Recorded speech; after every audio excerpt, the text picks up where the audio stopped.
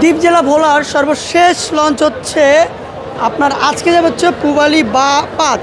5 এবং কর্ণফুলি 11, যেটা হচ্ছে রাত 10:30টায় কর্ণফুলি 11 যাবে। এই ঢাকা সদরঘাটের পন্টুন নাম্বার 14 থেকে 10:30টায় যাবে হচ্ছে কর্ণফুলি 11 এবং রাত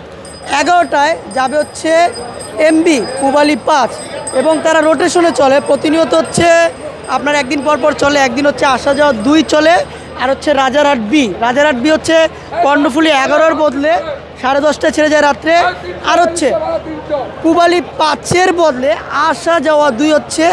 সর্বশেষ দ্বীপ জেলা ভোলা কুইন অফ আইল্যান্ড, যেটা হচ্ছে